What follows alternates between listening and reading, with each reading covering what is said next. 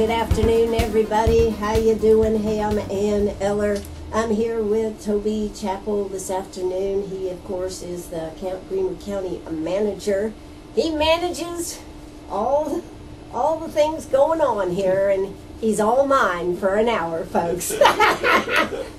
As he was looking when he came in and he saw the newspaper articles I had out here and whatnot, he goes, I don't know if I should have done this afternoon. I think I may have a hair appointment. Hair appointment? Yeah, Toby, right. For those of you that see the video or know Toby, there's not a lot to cut there. So, how is the state of the county? I think it's great, man. It's very good. Chairman and the mayor did the State of the City County address a few weeks ago, and I think the chairman got it right. He said we're in a good place, but we're still progressing and we're still getting better. So I think my assessment would be just about right there. Just about right there. Well, it's interesting because the one thing that has been in the news quite a bit is about the paying the compensation for county employees, and I get a little confused between are we underpaid, could they be overpaid, and this study that you all paid for. Sure. What is the deal on it? Which part would you like me to take on that, Ed? Because we could probably spend the hour talking about that. Well, I don't want to spend an hour, yeah, but I think we could. I think the best way I can describe it is we have some employees that are underpaid, and I think they are. Are those ones that have been here particularly long time? Would that be, or were they? I think there's probably some of both. I think they're more concentrated. EMS department will be one. Where I'm not sure that our EMTs and our paramedics are really at where they should be. When you look at some of their peer counties, I think there's some opportunity there. So I think across the board, does everybody need a raise? No, I wouldn't say everybody needs a raise. Okay. And I don't think that's what the study says. Okay. The study has said that there are places where we need to increase our compensation, and I think in the reporting of it, I think we may be starting to miss the real point of this, which is we need to compensate our employees at a level so that we can recruit good employees and retain the good ones that we have.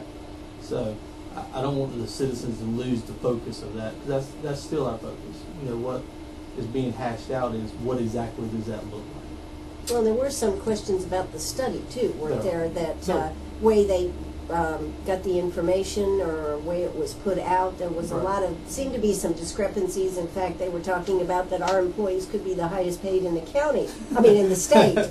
Yeah. Yeah, I think early on there was one crystal clear example, and it was in EMS, and it would take me a while to explain it to you, but the gist of it is EMS employees work, as you're aware, 24 hours a day. There's always someone working, and many of them work 10-hour shifts, some work 12 hours, and some work 24 hours. So the problem would be to compare them to a normal employee, an administrative assistant, an engineer. To compare them to a 40-hour-a-week employee, you've got to do the conversion correctly, and the conversion didn't get done correctly, and that's really where the problem was. Okay. But are there any particular departments that have been left behind or something, or is it in every department that you could have an employee or two that is not up to snuff? I think you could have some in all. I think, but particularly concentrated, I think you're going to see it in Public Works and EMS is really two of the bigger ones. And why did we do this study to begin with? To make sure that we are paying our employees at the rate we should. That was a pretty expensive study, though, wasn't it? Yeah, it was. Yeah, I mean, I think we could have just looked at it and said, let's give everybody a raise with this amount of money that we spent. Yeah, well, the problem you have with doing that is the people that are currently paid where they should be. If you just go across the board, you haven't closed the gap. Right. If you have a group that are underpaid and a group that are paid correctly, you haven't closed the gap. You've just exacerbated the gap and kept them equally far apart. So what you'd rather do instead of doing that is keep the ones that are paid correctly, and move the ones that are underpaid to the other pile. Right, sure. So that's the strategy behind it. And like I said, the focus still remains that we have some employees that we need to get correct, and some positions that we need to correct, and I think that's what we're going to end up doing in the end. Right now we're in the process. Kind of looks like a morass. He's speechless, folks. But you know, it just it does. In fact, what was the headline the other day that y'all had put it aside for this time to talk about compensation? You're going to bring it up at another point. Yeah. Well, yeah. I don't. My impression is that this thing is not going away. Right. The question, I think at this point we're still in the process. So county council members are studying the report and trying to make sense of what some of it says. I think we're all still trying to figure out the best way of getting to the same place. And I think we all agree. Like I said, there are some positions that we need to address. You know, is it better, kind of the way you said, let's just go across the board and give everybody 2%? Does that solve the problem? Well, maybe it doesn't. Is it better to target certain positions? Is it better to How do you explain to the person that's been well paid, or is it where they should be, and the person that's been underpaid? How do you explain that? Which part? Well, both. To the person that says, well, you just gave so-and-so a raise, and we didn't get a raise, and, well, you're paid on par, and they weren't paid on par. How do you... I think the way you just described it. Okay. Because, I've talked to some employees, and they've said, well, okay, if they implement this strategy, I'm not going to get a raise for a few years. And I said, that's exactly right. What we're trying to do here is not make sure everybody gets a raise. What we're trying to do here, remember, our ultimate goal is to get the underpaid employees to where they should be. Mm-hmm. And that's the goal. How many employees have you identified that may be in this underpaid group? I think to move, and that's going to get back Right. into the process. Right. So if you took the report right now as it is, Mm-hmm. on its face value, I think the number is 75 or so. Mm-hmm. How many employees that work for the county? 400, give or take, full-time employees. There's about another 120 part-time. Okay. But part-time is not going to be addressed. This is just full-time. Full-time. Okay. And do you have any idea when you will resolve it, do you think? Will it be this year? I mean, we're in August, we're in September now. I would think we would by the end of the year. By the end of the year. So going forward. Now, the next question, of course, is you paid off all our debts. We're debt-free at this moment. Mm-hmm. Do you have the dollars to be able to do this? Yes. Okay. Because that would be the next question. Yeah, and we already anticipated that question. And Treasurer and I have worked very hard. Sharon Setzer, our treasurer, has done a great job laying out a plan through, I think it's 2023. Mm-hmm. And it would, at worst case, assuming that the tax base can just naturally grow enough to do this, there would be a $1 million increase over the next 8 years to do this. So I think the funding is pretty sound. I feel pretty good about the funding and the rationale and the logic behind it. And we just got to get there. Okay. All right. Well, we're here with Toby Chappell. If you'd like to give us a call and have a question for Toby, it's fair game. It's fair game Thursdays here. That's right. Give us a call, 229-7984. That's 229-7984. Oh, that's right. You got a question. It's fair game Thursday, 229-7984. I've got Toby Chappell. He's captive here, folks, I think. And Toby, we are talking about some of the things going on in the county, and of course, another big topic. I think having a group put together to look at the eventual outcome of the Civic Center, and of course, the decision has been made for it to come down. Where are we at as far as the Civic Center coming down?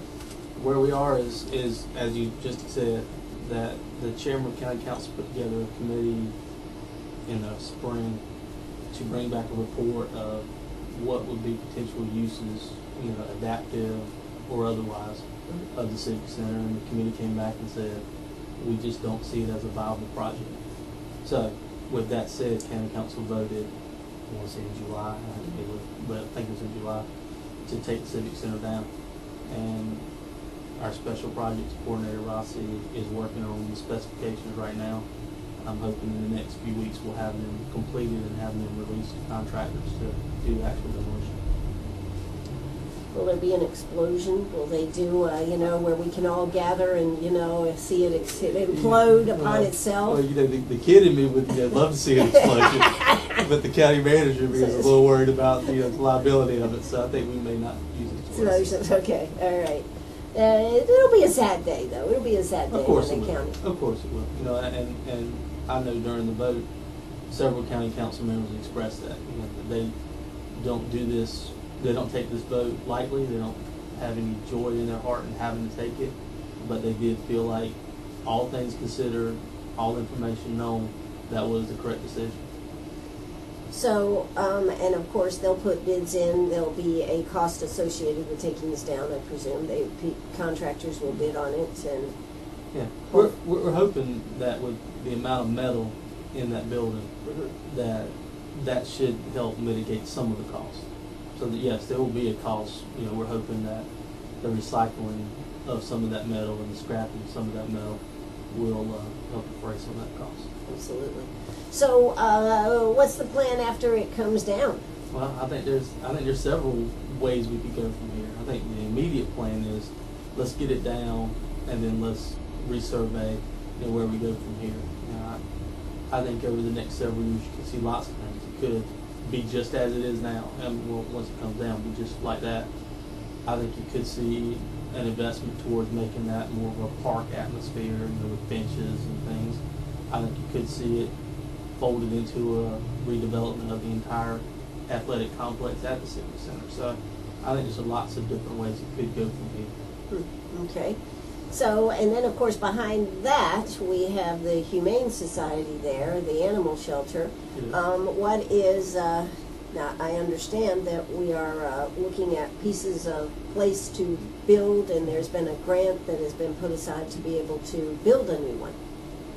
Or money has been put aside, excuse me, from the county. Yeah. I thought maybe you knew something I didn't. I'm shooting at lots of things I don't, but I was hoping you didn't know anything about the county. But no, not grant, but yes. As part of the 2010 general obligation bond, there was $500,000 put aside to go towards the construction of the new animal shelter. Will that build one? No. Of course not. No. Of course not. I don't think it would. Yeah. But you're right to the point of, yes, there's been a committee put together. There's 8 members, 4 members from the Humane Society, 4 members from the county, and their task has been bring back to county council a finished product that's ready to go to bid. You know, and that's site selection and evaluation, that's architect selection and design. I mean, it's the whole gamut. What they wanted is a finished product come back to us ready to go to bid. So that's what the committee's been tasked with, and that's what we're working on.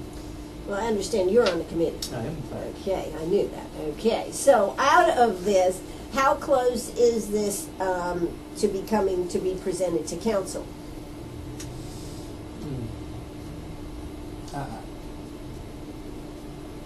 I would say we're probably still 60 days away. So before the end of the year. I think it will be. Before the end of the year. I think it will be.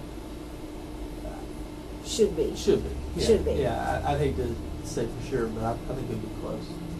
And now some of the things that I have heard through the grapevine is that there are several pieces of property that are being looked at, and they have to make a final decision on the piece of property that they like the best. Yeah, that's kind of what the committee's thinking is. You know, it'd be difficult to bring an architect in and say, design an animal shelter on one of 8 pieces of property. You know, that would seem to be a little counterintuitive. I think it's much more logical. Select a piece of property and maybe have your architect say, yes, you know, that kind of makes sense. I can How much property do they need for this? I think it depends upon what all they want to incorporate. You know, are they going to incorporate some kind of park for the dogs or exercise, you know, acreage? I would say now they're probably on about 2 acres, maybe. 2 acres? Give or take. So I think anywhere from probably 2 to 10 is probably about right. And will it have just, will it have the, are you looking at having adoption and a spay-neuter and all this type of thing? So similar to what we have over there, although parts of it been closed down and this type of thing. Yeah, and I think, you know, you have a room that does this and a room that does that, and maybe you have to go to another little building now to do something else. Right. So I think you'll see a lot of those same things all under one roof. I think it'll be more aesthetically pleasing. I think it'll be just a better all-around operation from from being in a better place. Now, when that happens, what happens to the buildings and that back there? Since that's a part of, I would say, the Civic Center area, wouldn't it? Yeah. And I think that's going to become kind of like the Civic Center question you just asked me. I think it could become lots of things. You know, it could just get demolished and flattened and left like that, or again, it could get incorporated into revitalization of that entire property.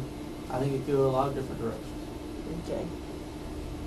So even though he's on the committee, folks, he's not giving up much. Let's say that right now. Our fellow committee members would be they would be pleased that I don't give up too much. Well, but I also understand that some of the pieces of property that they're looking at are pieces of property that the county has, aren't they? I mean, county owns some property in the county. Yes. County owns some property in the county. Yes. Okay. All right. So maybe there will be a deal that will be worked out when it comes to the property of it. I think it will be. You know, again, the committee's looked at several pieces. You know, we have a preferred site. We feel confident that will meet our needs. You know, the problem you have with the county is if we ever have to go buy land and people realize it's the county, the cost just exponentially goes up. Sure. So that's why, you know, we're not trying to be coy. We would just rather not say where we think the preferred site is, because we end up having to go somewhere else and buy property. Okay. It's going to cost the taxpayers more money in the long run. Absolutely. So we'd rather not go down that road. Now, also, I think one of the other things, doesn't it have to do with how it's run? Right now, the Humane Society runs it, but it is the county's animal shelter, correct? Right. Okay. We own the facilities. That we, the county, own the property, own the buildings. We own the structure, but they do the operations. And you plan to continue in that same relationship? I think that model has served us well for a number of years. I haven't heard anyone advocate for changing the model. And I think right now the model appears to be working. Okay. All right, so now we've covered the Humane Society, we've covered the Civic Center, we've talked a little bit about the pay here in Greenwood for our county employees. And then what happened on the asbestos? Did that get taken care of? Done. Rossi Corwin, our special projects, took on that one and did it on nights and weekends when the building was vacant. Okay. Mm-hmm. So no one really saw a lot of the things that were going on, and she took care of it. It's done, 100% complete. Wow. You know, that's how much did that cost? A little over $400,000. Wow. And the whole place had It wasn't everywhere. Okay. And that was part of the frustration. You know, if you have, you know, kind of like in your office, you know, this row is and that row is not, and this row is, and then skip over two more, and there's some, you know, it just gets maddening at some point. Hard to identify and then take care of it. Exactly. So it's done, taken care of. Very glad to have it behind us. Ross did a great job. All right. Hey, I tell you what, it is time for South Carolina news. And I want you to give us a call if you have a question for Toby, 229-7984. That's 229-7984. Now see what trouble we can get into after the break. Are you a pirate or a pack rat? Do you have a vacation of a lifetime sitting in the attic? Or a college tuition hung on a wall? Or is a fabulous retirement hidden in your jewelry box? Bring those items to Sharp Facets Gallery. We can establish value and buy from you or sell for you. And so ends another chapter at Sharp Facets Gallery, 72 Bypass, and on the web, sharpfacets.com. Oh, that's right. We're right back here, Sharp Facets Gallery, this afternoon. My very special guest, Toby Chappell. He is the county manager for Greenwood County. We've been talking about some things off the air, and now we're going to bring them up on the air. And you know, yesterday Harry Gantz was here with American Winter,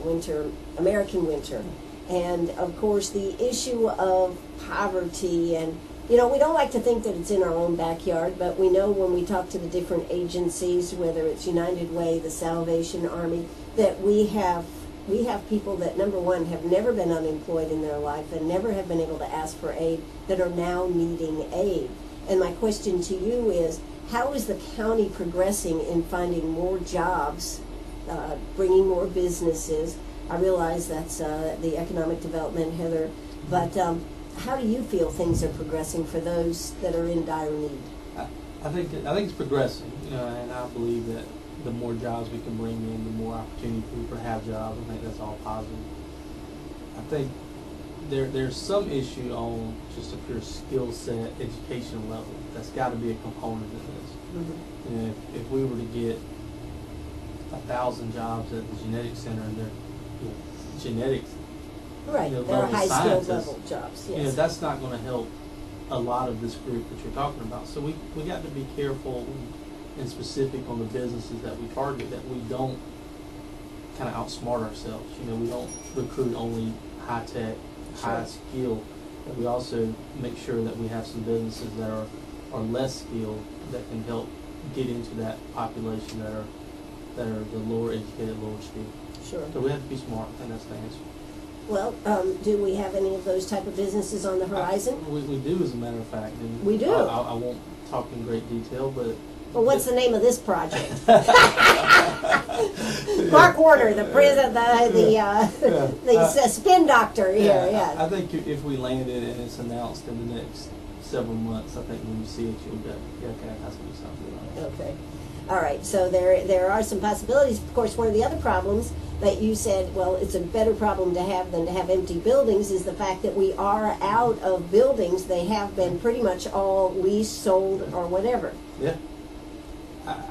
As I said off there, I'll say on there, I think you've got to have a problem. You'd rather have the problem we're having than the problem that some places are having, where they built shell buildings or built multiple shell buildings and they can't build them.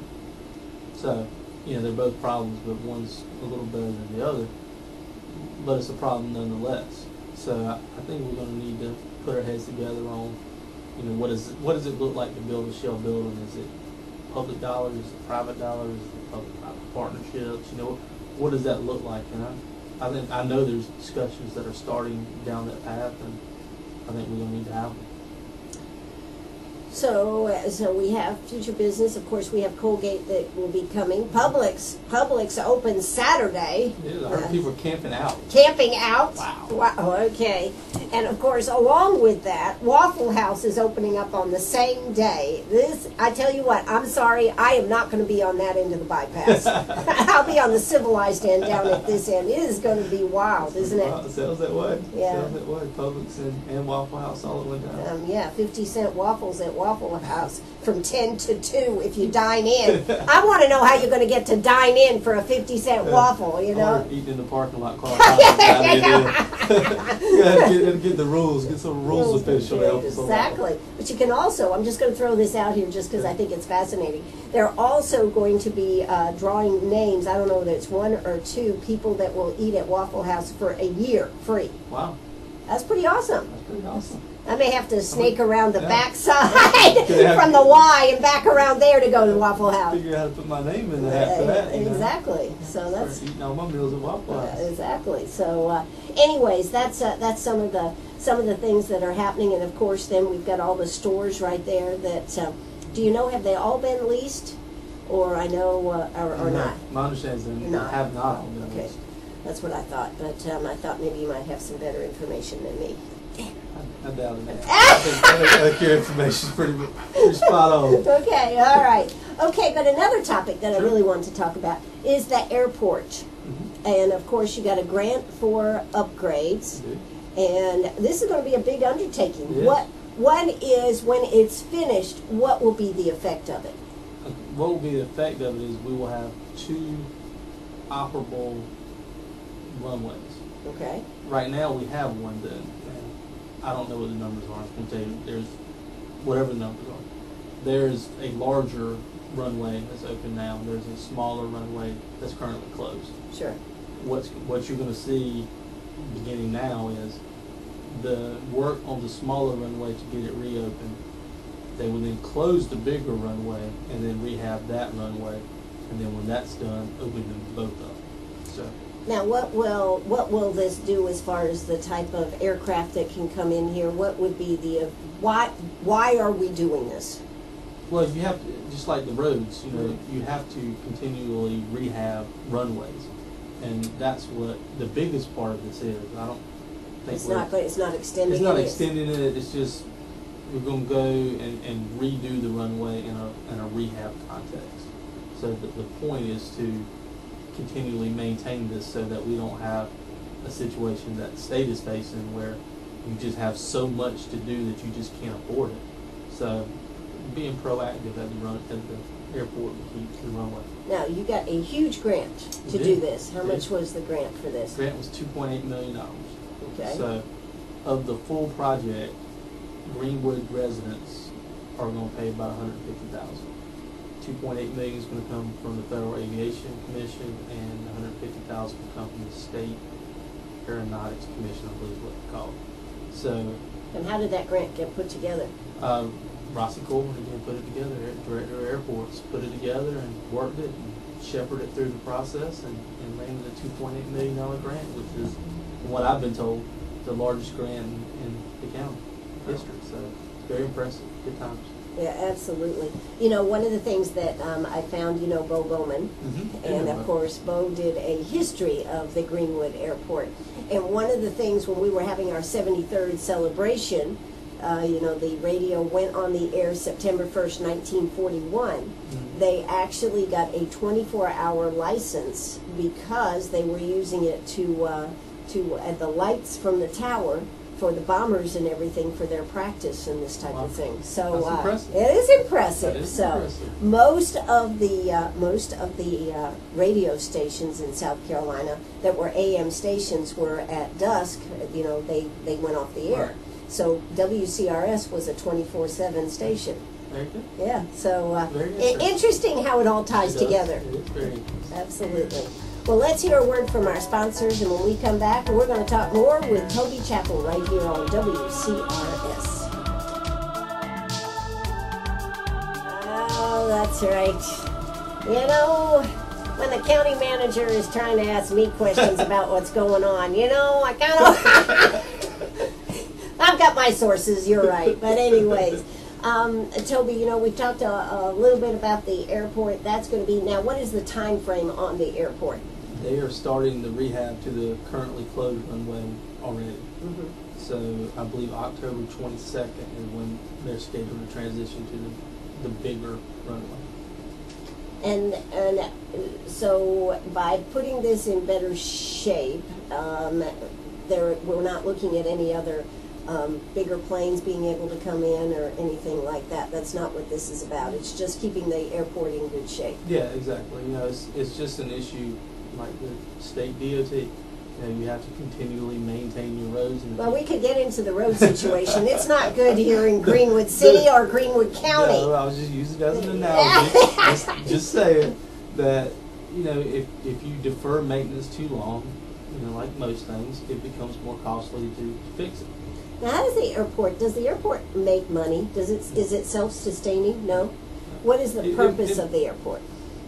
Why do we have an airport? Well, we have an airport for several reasons. One of it is for economic development. You know, I think more so a few years ago than currently, but I think that could change. A lot of these bigger industries fly people in. They fly people in and out. They have airplanes at our airport. So I think it's a great economic development tool. You know, when we can go to some of these corporations and say, you don't have to fly into, you know, Atlanta or Charlotte. You know, if you have the right size plane, you can fly right here where your business is. So I think it's a great economic development tool.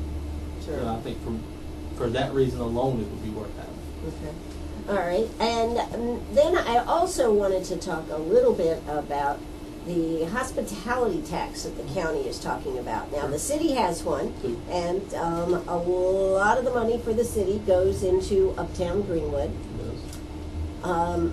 But on the county aspect of it, what would be the purpose of having a hospitality tax for the county? How would that be used? Much in the same way that the city uses theirs. They use it kind of as an incubator for tourism and for tourism-related activities. You know, the city uses the money in the Uptown to encourage and incentivize and to promote Greenwood. And I think the county would use it much the same to promote the unincorporated areas. Well, would you have an area, or would you use it for activities or festivals or this type of thing? What is your thought process there? Well, I think you could use it for several things, and I think there's probably multiple mindsets on this, but I think there's really probably two predominant ones. One is use it for a lot of small projects. When 96 does their fireworks display, help fund that. When they do the fireworks at the lake, help fund that. When they need something in Troy, do something. You're using it a few $1,000s at the time, and that's a legitimate school of thought. And then there's what probably could be called the Greenwood City model, where you take the money and you use it in one place and you make a big impact in one place. So Does the county have such a place? I think we do. And I think we probably have several of them. One of them would be the lake. I think there's an opportunity there for us to do more than the lake is currently being used for. But most of the lake is privately owned. Yes. So how does a hospitality tax work for the lake? I think it could work in a lot of ways. One way would be if we were promoting the lake and someone from outside of our area said, that Lake Greenwood, I want to go see what it's all about. Right now, excluding the park, you can't get into the lake and use it. It's all private property. You could probably get in through a few of the boat ramps, but if you and your family just wanted to go recreate at the lake, it's difficult. Right. So I think one way you could use it is you could use it for kind of a beaching area, a utilization of the lake as a lot of people would. You could use it for that. You could use it for the marketing for that. You could use it for the signage for that. Another way is, to have more boat ramps and to have better boat ramps. So I think that's a way it could be spent. Could be used to help land bigger fishing tournaments than we currently have. So I think there's lots of ways you could use it. One of the things we're doing now is a Lake Greenwood master plan.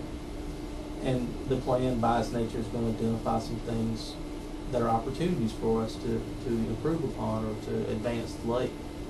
And obviously that's going to have a financial component, and this may be an opportunity to deal with some of that.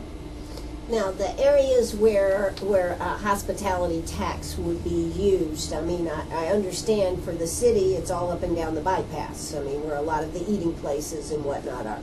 Where in the county, what type of places are the county have for it? It's the exact same type of places. It's places that have prepared food. So it would be anywhere in the unincorporated areas of the counties that have prepared food.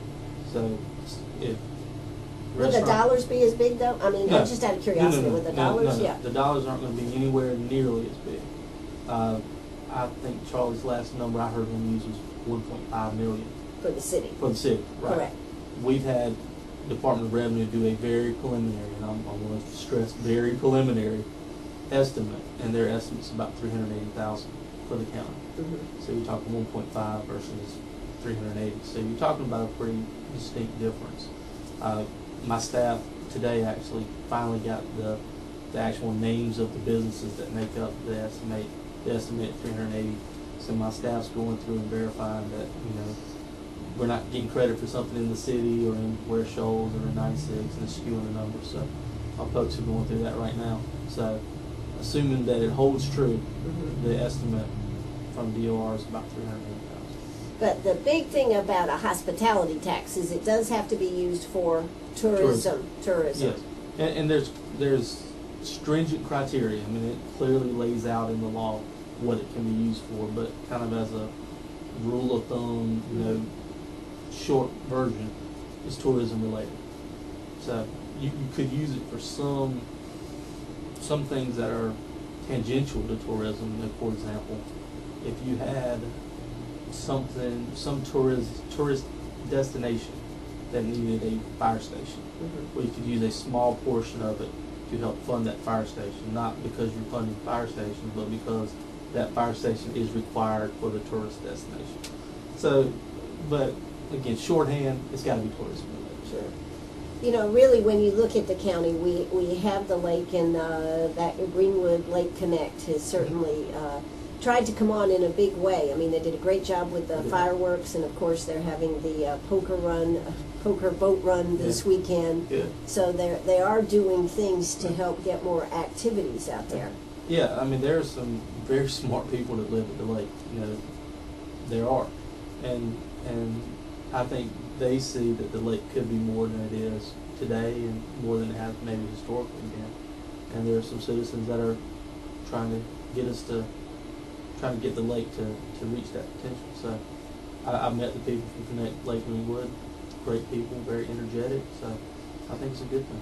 Now, while we're talking about the lake, we can't forget to talk about the Symetra Tour and the advantage of having the Symetra Tour here in Greenwood out at the links of Stony Point. Yeah. What has the bounce been from having the Symetra Tour here? I think I heard, maybe it was Charlie Barron or some official said they have a projection of about $2 million economic impact for the tournament. That's big. That is big. Yeah, $2 million. That's huge. So having it for 9 more years, you know, and having spent some time with Jim Medford, you know, he's already. I think probably when the last one was going on, he was planning the last shot hit, you know, the 18th green and went in the cup. I think he was already on the next one. I think before that, because I talked to him during the thing, he was already planning next year. So he is telling me that it's going to be bigger and better than this previous year, and I'll tell you, I was at several of the events, and they were pretty big and nice themselves. So it's going to be very interesting to see where it goes. But you know, you and I talked during the tournament last year, or in that, right. And my position then was anytime we can be out, you know, on a regional or national level, positively, you know, with something good, showing a lot of community involvement and engagement, only positive. That's right. So, as we wind this up here today, you survived here this afternoon. My, how time flies when you're under the gun, right? Exactly. Yeah, that's right. Exactly. That's right. You think that hospitality tax is something that's probably going to happen? I think we'll see. We've taken first reading last Tuesday. And what was the general consensus? It's title only. For the county, first reading, it's title only. There's no vote, there's no discussion. It's simply reading the title and letting people know that this is an issue before council. So October 7th will be the public hearing, the second reading, that'll be the actual first official vote. So we'll see. Now, how many people are coming out to county council meetings? You know, I always mention them on my show in the morning. Have you seen any more activity of people coming out, or no? No. That's sad. I don't disagree. Why do you think people don't take the time to come? I don't know. You know, I think that's a very interesting political science question, because everyone knows the president. You know, everyone knows. Well, I don't know about that, but I think more people than know not the president, right? Know, you know, they know who the president are. They know who their senators are. Most know who their congressmen are. Know who the governor. Yeah, and that's great, but they don't know who their local officials are. They don't. I don't know fully appreciate what the local officials do. Mm-hmm. So I don't know. I think that's probably some of it. I don't know. It really is a shame, and I think it's a great thing to take young people to see how this works. And of course, if we had probably more civics in school, that might create a little more interest, you know, as they grow up. Last thing I really want to bring up, and we're almost out of time, haha, you thought, is the collaboration that you have between the city and the county. And this is WCRS right here in Greenwood. Why is it that you think you're able to work the city and the county? There was a time in the past where that wasn't always so. Yeah, well, that's what I've heard. You know, I can't speak to that. Sure. I can speak to, you know, my opinion of why I think it is currently, and I think a lot of it's personality. You know, I hope most of your listeners know who Charlie Barron is, and if they've spent 5 minutes with Charlie Barron, know he's probably one of the nicest people you would ever meet. You know, I don't know how it would be difficult. It would be difficult for me to imagine somebody who doesn't like Charlie Barron. So, you know, spending time with him, he's easy to work with. You know, and I'll tell you, even before I got here, you know, once it was announced that I was getting this job, Charlie called me and said, look, you know, I'm the city manager. You know, I think we can do a lot of good work together. I want to have a good relationship. And I said, of course, Charlie, I do too. And I've gotten here, and we've kept that up. You know, we keep it up through talking on the phone to each other and emails and going to lunch together and just, you know, working together. You know, I I think Charlie and I both appreciate the fact that we're better together than we are. You know, we kind of set up this my sandbox, your sandbox kind of mentality. So I think part of why we're able to work together is just from starting with that mindset of we're going to do a lot better together than we are apart. And for the most part, you know, a lot of places we serve the same citizens. Sure. So, you know, so it's silly for us to say, you know, well, we're going to provide this service, or we're going to provide this simultaneous same service, and we both incur the cost. Why? You know, let's work together. You know, trying to work smarter. And therefore, I would presume you would be able to save money. Yeah. Which is, of course, the bottom line of any government entity. Which is what we're trying to do at every opportunity we can. So I think that's a big part of it. You know, I would say it's just the mindset Charlie and I started with, and I know I do, and I know he does as well. You know, we try to push that down to our staffs. You know, if someone from the finance office of the city calls the treasurer's office, I expect them to start with the mindset of how can we work together on this. So I think it becomes kind of the norm, it kind of becomes the culture, and I think it's a positive. Absolutely. Well, Toby Chappell, thank you for coming out this afternoon. You survived. You've survived. Yeah. Yes, you got your little koozie there. There you go. Hey, I tell you what, this is WCRS right here in Greenwood. Bye-bye, everybody. Hey, I do want to tell you, tomorrow morning on my morning show, we start out 8:35 with Jim Bohannon. Then at 9:35, we're going to be talking to one of the guys that wrote the book 13 Hours. Make sure you tune in. It's going to be a real interesting morning tomorrow morning on the I Love Ann show. Bye-bye, everybody.